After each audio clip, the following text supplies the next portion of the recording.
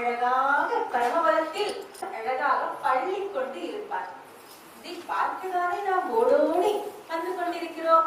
இந்த கடலை தாண்டி அந்த கடலை கடக்க வேண்டும் என்று உற்சாகத்துடன் செல்கிறோம். எந்த கடல் அது? திருப்பார்கடல். அதே சயன கோலத்தில் ஸ்தல சயன பெருமாள் என்று திருக்கடல் மல்லை மகாபலிபுரம். அங்கே திருக்கடல் மல்லை என்று கோயில். அங்கே புண்டரிகளுக்காக எம்பெருமான் மனம் திட்டி ஆதிசேஷன் இல்லாமல் அப்படியே வந்து சயன கோலத்தில் படுத்துக் கொண்டிருக்கிறார். எதற்காக என்றால் அனைவருக்கும் ஞானம் பிறப்பதற்கு. அவர் ஞானம் இல்லாமல் தான் பக்தியோடு தான் அதை செய்தார். அவர் யோசிக்கவே இல்லை. கையால் நீர் எடுத்து இறைத்தால் அது முடியுமா என்ற காரியம் யோசிக்கவில்லை. எம்பெருமானை பார்க்க வேண்டும் என்ற நோக்கம் மட்டும்தான் இருந்தது. அந்த நாம ஜபமே அவரை அந்த ஒரு நிலைக்கு உயர்த்தியது. அந்த ஞானத்தை அவருக்கு கொடுத்து எம்பெருமானை பார்க்கும் தரிசிக்கும் வாய்ப்பு அவருக்கு கிடைத்தது. அந்த விசேஷமான இடத்தில் எம்பெருமானின் தாயார் நிலமங்கை தாயார் என்று அழைக்கப்படுவார். அந்த நிலமங்கை தாயார் சமேத ஸ்ரீ ஸ்தல சயன பெருமாளை நாம் இன்று திவ்ய தேச யாத்திரை நாம சங்கீர்த்தன யாத்திரையின் மூலமாக அவரை சென்று தரிசிக்க உள்ளோம். ஆக யாத்திரையை தொடருவோமா?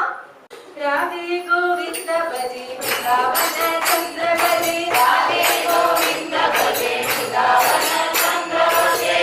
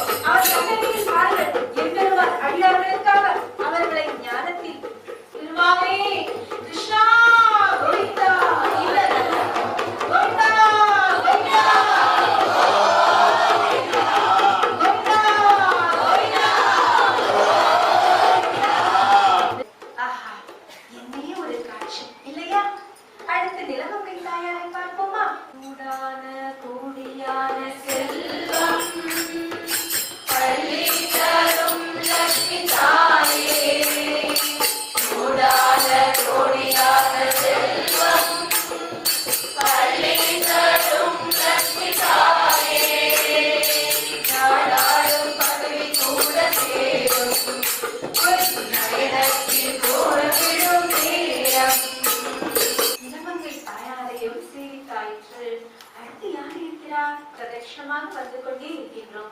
ஆஹா, நரசிம்மர் இருக்கிறாரே, கண்டேன் கண்டேன் நரசிம்மராஜனை